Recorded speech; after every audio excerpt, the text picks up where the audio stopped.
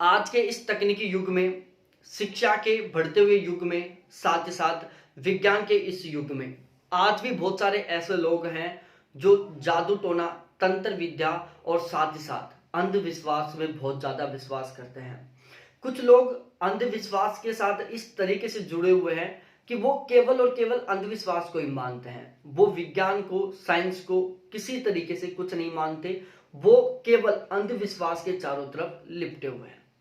यहां पर आज मैं आपको एक ऐसी घटना बताने वाला हूं जिसमें अंधविश्वास के कारण एक चाचा और एक पापा अपनी ही 14 साल की बेटी को लगातार 7 दिन तक भूखी रखते हैं और उसे अलग अलग तरीके से यातनाएं देते हैं, उसे अलग अलग तरीके से प्रताड़ित करते हैं और उसे वो तब तक प्रताड़ित करते रहते हैं जब तक कि वो 14 साल की मासूम बेटी तड़प तड़प कर मर नहीं जाती।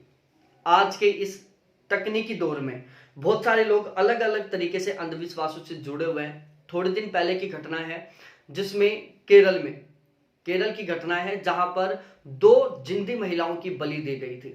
किसी परिवार को बहका दिया गया कि आपके परिवार का बहुत अच्छे से उद्धार हो जाएगा, आपका परिवार के ऊपर किसी भूत का साया है और वो भूत का साया जब तक नहीं हटेगा तब तक आपका परिवार बहुत अच्छे से विकास नहीं कर पाएगा, अच्छे से बढ़ नहीं पाएगा। और उस भूत के साये को हटाने के लिए आपको 2 जिंदी महिलाओं की बलि देनी होगी। परिवार अंधविश्वास से जुड़ा हुआ था, उसने 2 जिंदी महिलाओं की बलि दे दी। और ऐसी आज मैं यहां पर आपको घटना बताने वाला हूं कि एक पापा और चाचा दोनों मिलकर किस तरीके से अपने 14 साल की मासूम बेटी को अलग अलग तरीके से प्रताड़ित कर यातना देकर और मार देते हैं।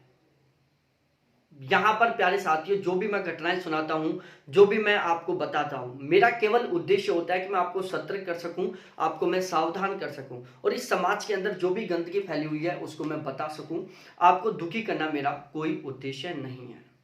प्यारे साथियों, यहां पर मैं जो ये घटना बताने वाला हूं वो गुजरात से जुड़ी हुई है और गुजरात का एक छोटा सा क्षेत्र है गिर, और गिर के एक छोटे से गांव की, एक छोटे से ढाणी की घटना है ये, जहां पर एक परिवार रहता था और उस परिवार के अंदर एक 14 साल की मासूम सी बिटिया रहती थी। वो जो परिवार था वो तंत्र विद्या से और अंधविश्वास से बहुत ही ज्यादा जुड़ा हुआ था।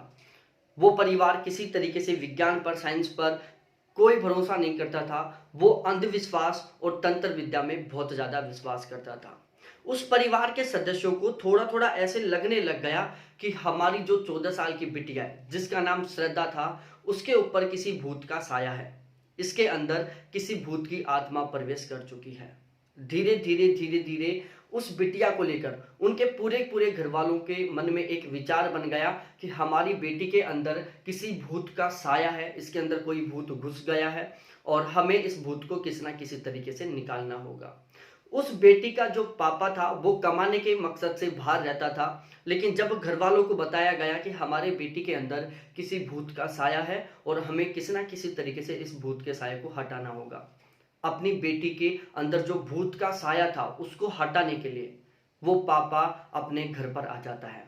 एक दिन दोपहर को 3 बजे प्लानिंग के अकॉर्डिंग उस 14 साल की बेटी जो श्रद्धा थी, श्रद्धा के पापा और श्रद्धा के चाचा एक पूरी प्लानिंग बनाते हैं श्रद्धा के शरीर के अंदर जो भूत का साया था उसको निकालने के लिए, और श्रद्धा को लगातार 7 दिन तक प्रताड़ित करते रहते हैं, वो भी अलग अलग तरीके से।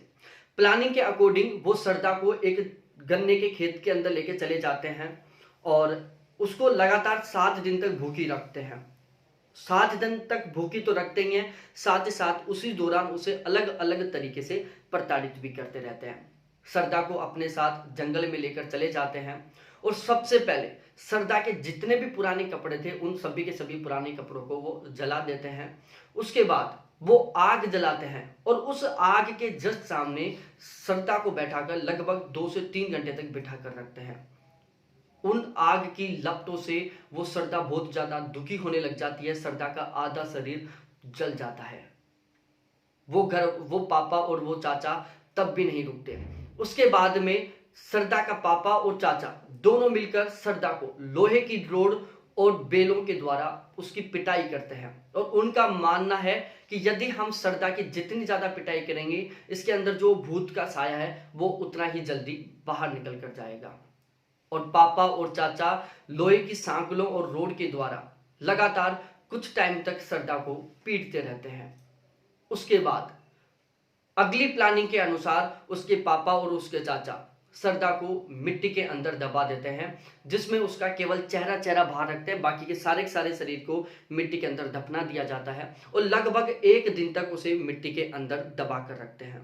किसी तरीके का कोई खाना नहीं दिया जाता, श्रद्धा को कुछ पीने के लिए नहीं दिया जाता और उसे इस तरीके से लगातार यात्राएं देते रहते हैं। वो 24 घंटे के बाद में श्रद्धा को वो मिट्टी से निकालते हैं और उसके बाद तब भी नहीं रुकते वो। फिर उनका मानना था कि यदि हम अब जो ये वो इसको देने वाले हैं, सजा देने वाले हैं, इससे श्रद्धा के आत्मा में जो भूत का साया है वो बाहर निकल जाएगा।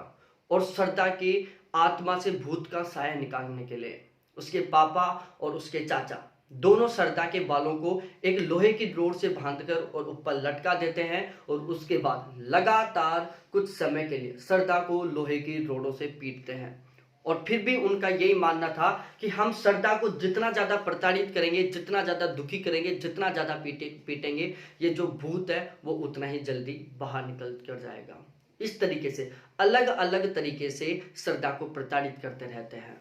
आखिरकार श्रद्धा भूख के कारण, अलग अलग तरीके से प्रताड़ित होने के कारण, दर्द के कारण दम तोड़ देती है और श्रद्धा की मौत हो जाती है। जब श्रद्धा के चाचा और पापा को पता चलता है कि श्रद्धा की मौत हो चुकी और यदि किसी को पता चल जाएगा तो हम फंस जाएंगे, इस कारण जल्दी से जल्दी श्रद्धा के चाचा और उसके पापा उसे एक प्लास्टिक के बैग में पैक करते हैं और दूर जंगल में ले जाकर उसको जला देते हैं। लेकिन किसी ना किसी तरीके से गांव वालों को इसके बारे में पता चल चुका था। गांव वालों ने इसकी सूचना पुलिस को दी, पुलिस आई और पुलिस ने श्रद्धा के चाचा और उसके पापा दोनों को गिरफ्तार किया और फिर उनसे पूछताछ की गई।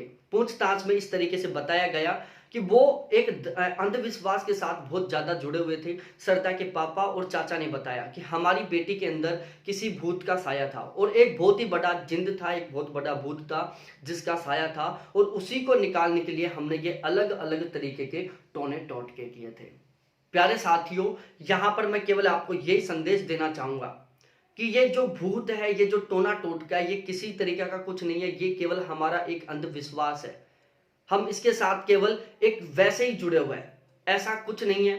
आप इन टोने टोटको अंधविश्वासों से थोड़ा दूरी बनाकर रहें। साथ ही साथ आप थोड़ा साइंस में विश्वास करें। भगवान होता है, लेकिन ऐसा नहीं है कि हम भगवान को पाने के लिए इस तरीके से किसी को प्रताड़ित करें या शरीर से भूत निकालने के लिए किसी को इस तरीके से दुखी करें। यहाँ पर मैं जो भी घटनाएं सुनाता हूं, मेरा केवल उद्देश्य होता है कि मैं आपको सतर्क और सावधान कर सकूं। जय हिंद प्यारे साथियों, फिर मिलते हैं नेक्स्ट घटना के साथ। थैंक्स देखने के लिए, बाय।